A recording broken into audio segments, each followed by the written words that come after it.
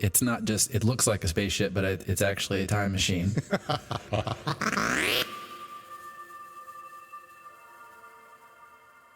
Hello in there. Welcome back. This is going to be a little bit of a brief episode because it deals with an experience that was not recorded, but was definitely enjoyed thoroughly by yours truly.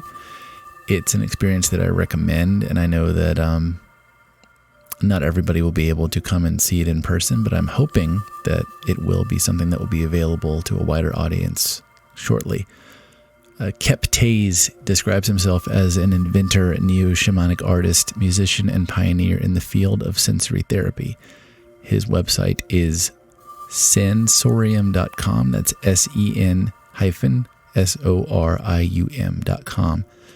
And there you can get a little bit of a peek at the device that he has designed and is currently testing. Sensorium refers to the sum of an organism's perception, the seat of sensation where it experiences and interprets the environments within which it lives. In other words, the world created by your senses. And this device indeed creates a world. It is unlike anything I've ever experienced. I've experimented with various therapies, here and there. I'm going into a therapeutic field. We discuss all of this in the interview. It's a brief interview because he's got a lot going on, but he was gracious enough to give me some of his time, and most of that was dedicated to the treatment itself, which I found to be completely transformative. It honestly felt like pushing a reset button in the deepest part of me, and extraordinarily grateful. I have seen many positive changes in the way that I respond to things and feel in the days since. So I'll get right to the interview, and hopefully if you're listening to this, you will be empowered to have an experience like this yourself. And I would certainly encourage you to take the chance. This device and the experiences that it produces brought me into a state that I would describe as being out of body. I can say that without exaggerating. I have had some threshold type experiences before, so I speak with some authority on this. It's interesting in the way it works. It saturates your senses, and in doing so, it removes all of the distractions that normally leak in through them. So what you're left with is kind of mainlining yourself and being able to access parts of yourself that maybe are not normally available. And in doing so, you can affect, change, repair, and at the very least, insight. So this device is actually on its way to becoming part of a recovery center here in Tucson. I won't spill the beans on that for the moment because it's not all finalized, but it's the perfect place for it to be. And I'm very excited to know that that's going to happen. It is my hope that as a practitioner, I will see more and more of this as I go into the field. And I will now deliver you to the interview. Thank you. Well, Kep Taiz, thank you for your time. Thank you for letting me into your secret lair here down in the bottom of the art gallery. And this machine, I have seen it before in its early stage. It seems like it's all grown up now. I'm really curious to hear the story about that, if you don't mind. Sure. Well, the original version, which you didn't see, it was all made from bicycle parts. Wow. Just head stems and tubing. So it has just continued to evolve just to be able to connect to the whole body. So it's kind of a crazy looking contraption, as people like to call it, but it's all functional. Yeah, for the listeners, you cannot see what I'm seeing, but it's like a massage chair with an exoskeleton. There's would transducers be the correct word? Mm-hmm. There's a bunch of transducers here that are going to turn sound into vibration. There I see lights, which I assume will be a big part of it. And have I missed anything? It looks like you've got essential oils going over there. We've got essential oils. We're going to cocoon your whole body with warm, heated pillows, about 70 pounds, that just weights your whole body down. So that creates a sensation. And then there's hydraulic movement, too. So you kind of get this very interesting sense of floating and weightlessness. This will be really interesting because I have done a float tank a long time ago, but of course that's a very different experience, and I'll be interested to see how this varies because this is a completely new thing. It doesn't exist anywhere else, and we haven't named it yet. It is the Sensorium. which is a creature of your design. When did you come up with this thing? This started early phases about 15 years ago. So it's just been, like I said, a very gradual evolution to just keep creating more and more stimulus. And I think we should clarify it's a therapeutic device as well. And do you want to go into the justifications for the different modalities involved here? Yes, people have been working with sound and light, from the beginning, I think. And this is just using technology to really be able to just accentuate the sounds of nature, color, using all the amazing technology that we have now for programming different patterns of light that you experience with your eyes closed, and complex soundscapes so that you have a sense of moving through different natural environments. And then that's all interwoven with music. And although it is a lot of stimulus, someone the other day said, my life is already so stimulated, I don't need any more stimulus.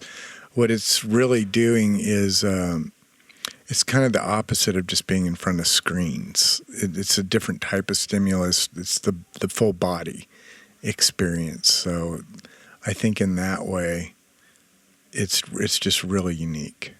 Yeah, I would agree. My initial impressions of this is that it's going to be very immersive, and also that it's going to be quite ordered and controlled. So it's not going to be the kind of random, over-the-top stimulus that we're so used to now with devices everywhere and just city life and everything. Exactly. I think it's going to be I'm really intrigued by the whole thing, and I'm very happy that it's still going and that it's developed so much. I mean, it's in Tucson time. Sometimes things take a while to mature into a face-to-face meeting. So it's thank you for hanging out and for inviting me back.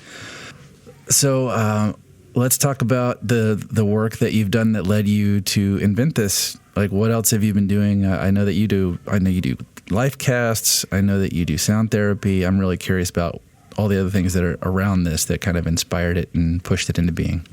Well, when I trace it back, it really all started with the didgeridoo, making and playing didgeridoos on people's bodies, which from the first time I had that done to me, it just intrigued me endlessly, just the experience that I had from that, the vibration. And so this is really stems from, the music. And I was a real skeptic about sound therapy when I first got into this. I loved music and I did love the sense of it, but I didn't really understand how something invisible or, could have such a profound effect on the body and the brain. So as I just continued to research and expand and see how people were reacting with different things, it's just developed into its own unique orchestration. I do it different every time, so I kind of get a sense of the person and the kind of music they like.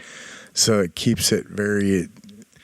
a friend called it the other day performance art healing, and I thought that was really cool. I like that, performance art healing, yeah. Mm-hmm. So I've always been into masks and all that, so soon I think I need to be full costume when I do this stuff and just make it like a,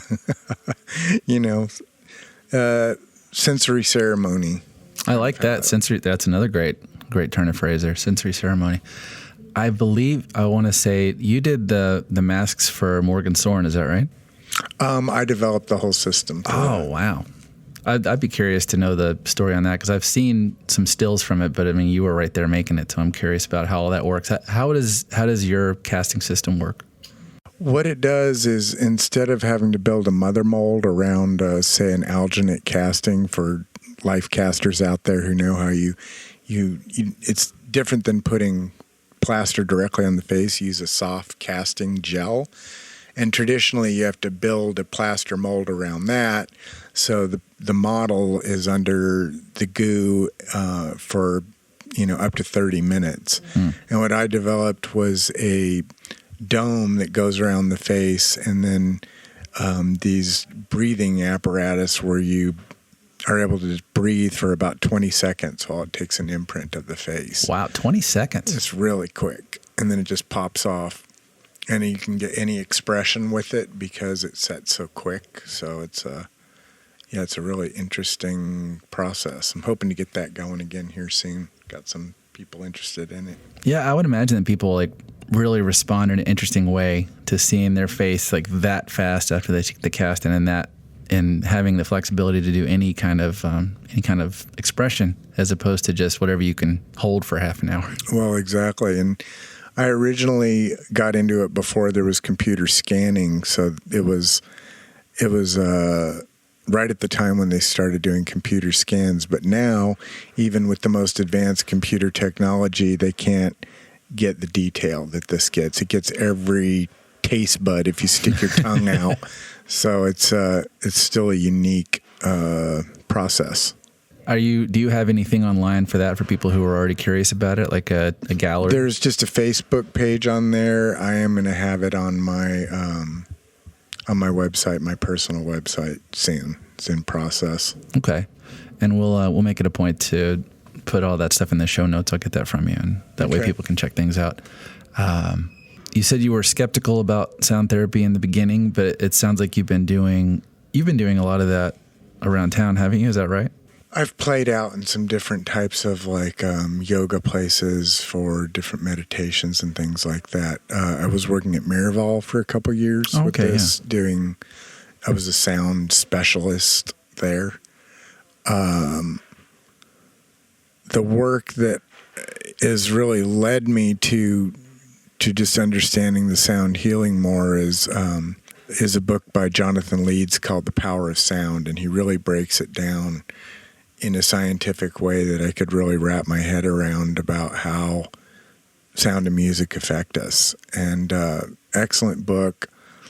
And at this point, it's still not that many people really understand vibroacoustics, or I should say have experienced it. So it's an interesting phenomenon that it's been around a long time and most people have never even tried it. And same thing with the light therapy, if you want to call it that. I was skeptical about, just directing colors on people or just seeing colors, how that could be therapeutic. I just didn't understand it. And after having worked with it and just seeing the direct experience that people have from it, it's just doing wondrous things. And on top of that, it's also a nutrient for the brain. All these different colors are actually like vitamins. So it's interesting. That's a really interesting way to look at it.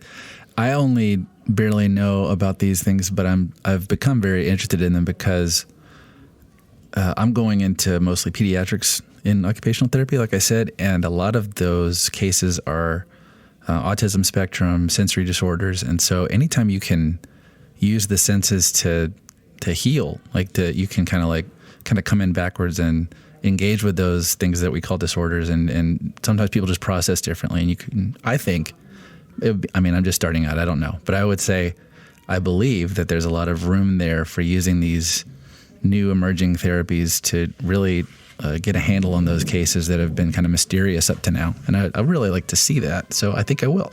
So I'm going to try to do what I can do. And of course, staying within scope of practice and everything. But I'm a curious person. I got to try those things out. As long as they seem safe, I'm into it. And that's the opportunity to try the Sensorium, I couldn't pass it by. And I appreciate that it emerged multiple times and that we were able to bring it to a head today. So thank you for having me. Absolutely. My pleasure, Jonathan. Is there anything else you'd like to tell people? Because I'm sure that they'll be interested to try this, and I would like to direct people to your work. This is sort of at a crossroads right now. The work that I'm doing there's so many directions that it could go. It could either go to Vegas and be like a sensory roller coaster out there, or it could end up for, the vets, helping them with PTSD. That's a beautiful application. Hospice care. There's these different areas that I'm really interested in to just be able to help people ultimately. So that's part of the fun here, is figuring out where it's going to go and what the first direction is going to be for the next step here. How portable is it? Because as I'm looking working at it, on a much more portable one. This one takes some doing.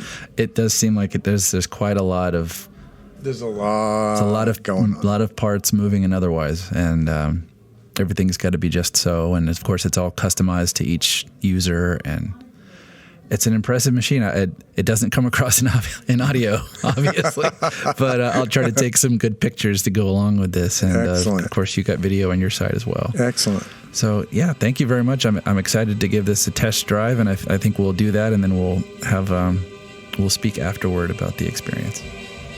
Enter the Sensorium, Jonathan. All right.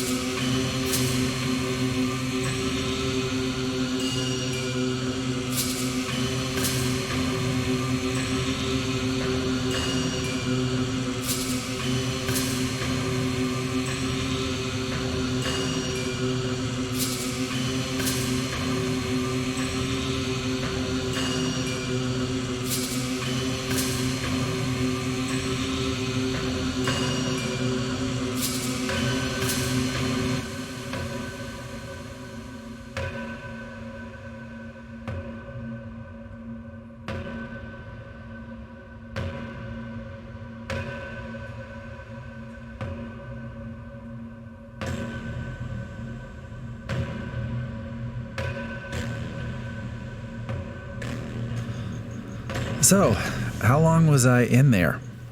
Jonathan, I lose track of time almost every time I do it. I can't blame you. It's something like 50 minutes. Wow, that was very intense. And I was saying when I first got out of the table, people throw the word around a lot, but that was uniquely and sincerely amazing. Like everything that you suggested would happen, you delivered 150%. Awesome. It's not just, it looks like a spaceship, but it's actually a time machine. I lost all track of time. I completely, I could hear people walking around here and there, but it was not enough to take me out of the experience. Obviously, I don't know how much of the train is coming through over our microphones, but you can that happened once or twice. If you hear it during the session and just take it for a...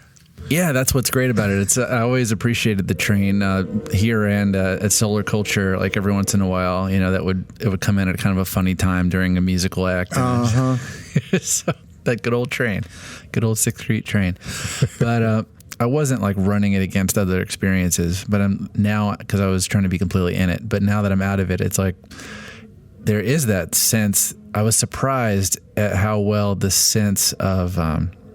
You mentioned proprioception on the website, which, for people who don't know, that's a $10 word for, the sense of where you are in space, where your body is. And a lot of people have heard about float tanks and how that goes away, but you wouldn't think you could get that on a massage table. And I just did. Like I did not feel like I was in a massage table for that duration of time after about 5 minutes. Just to quickly describe what was going on, and, it's a subjective experience, and it's something that you would need to do to really understand. But it was, you got me comfortable. You gave me an excellent audio journey, perfect choices of music and sound, very immersive. That alone would have been enough, I think, as a treatment. But it was just the first layer. You added transducers to all of my joints and extremities, and so my entire skeleton was vibrating in tune with the music. The lights were perfectly timed. There was some sensation of moving air and a little bit of moisture, but nothing distracting. The smells were perfect. The way that the table moved was also very good. The weighted blankets were very, very nice. And what's interesting is the addition of the weight actually, I think, is what made me feel weightless, which was really interesting to me. The heat was really good. I wouldn't have changed a thing. It was all so perfect. It was really, it was really a wonderful thing. And it's always so hard to describe these subjective experiences that people go on in these kind of meditative journeys. But it was really like going completely inside yourself. I had a sense of being protected. I had a sense of repair, is really what I would say. A sense of going home, I like that. And that'll mean different things to different people, but that's what it meant to me. So yeah, I cannot recommend this highly enough. I do hope that you make this portable, take it on the road. Anybody in Arizona should make the trip down here, and we'll have contact information for Kep and his wonderful Sensorium, which, is more than you expect it to be, even from this. It's just a really great, right on, really great experience.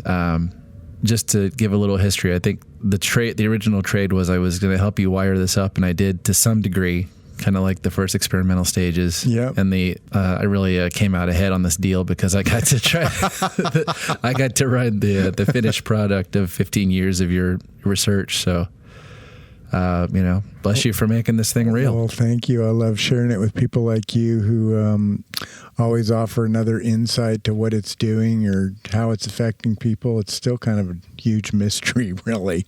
So it's just fun to see people's reactions. And yeah, because you can't run it on yourself, So exactly. You've clearly spent a lot of time sequencing the music and the lights and all of the vibrational elements and everything, but you can't put the bags on yourself. You can't spray yourself with essential oils and stuff. So it's this is great. I'm honored to be part of your experimental phase, and I know that this will help a lot of people, and I think it's great that it's out in the world, and I hope to see it grow. Well, thank you, Jonathan. Appreciate you coming in. Sure, anytime. I would not hesitate to bring anybody here who is even remotely interested. It's definitely worth the risk of doing something you never heard of. It's it delivers. I'll just say that it delivers. Exactly. It's not like, oh, I think I kind of feel something. It's there's no visceral. doubt. No, there's no doubt. There is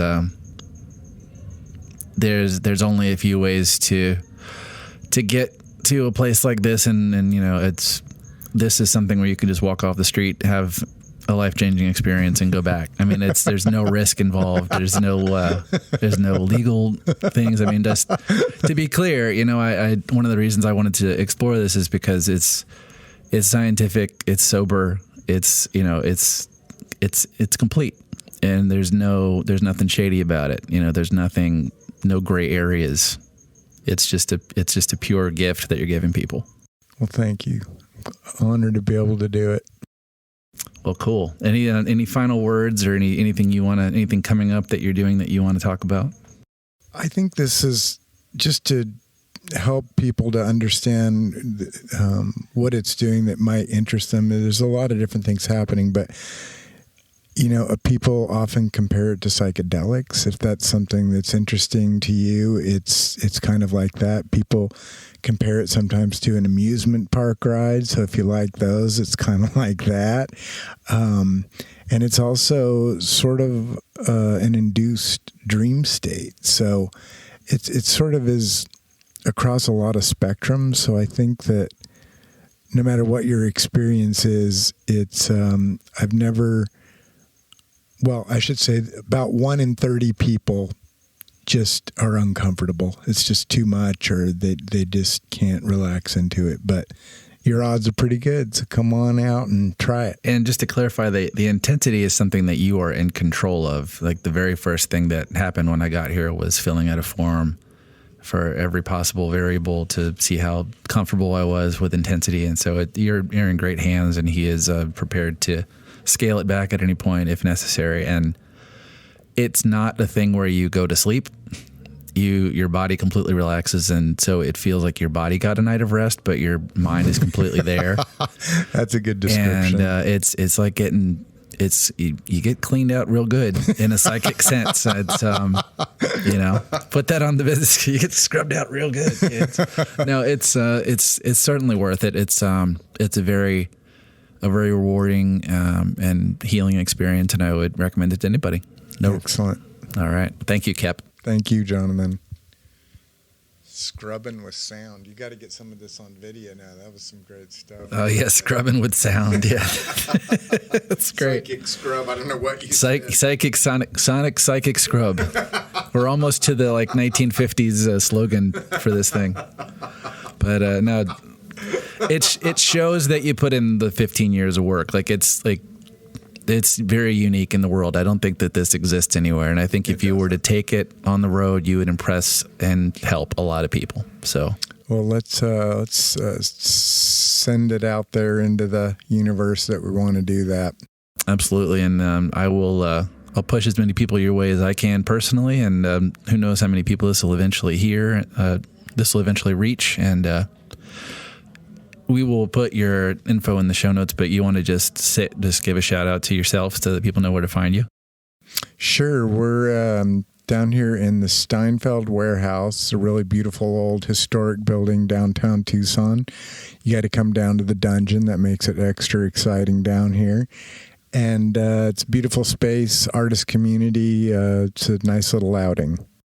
Yeah, and I would just say as a closing thought, imagine between the space and the device, just the way I would say it is, imagine if you went to a mad scientist's lair, but he had your best interests in mind.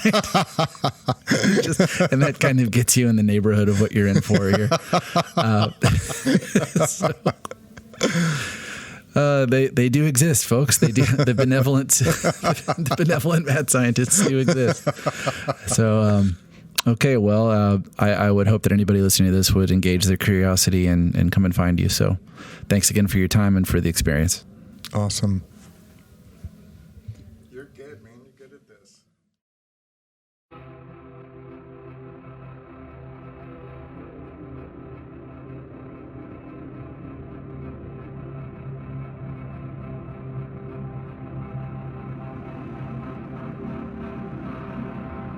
at apocalypsefatigue.org. You can listen to other interviews, read and subscribe to my blog, hear more music like you hear in the background, and connect on the quasi-social media links at the bottom. Of course, you don't have to do any of that. I'm just glad you're listening.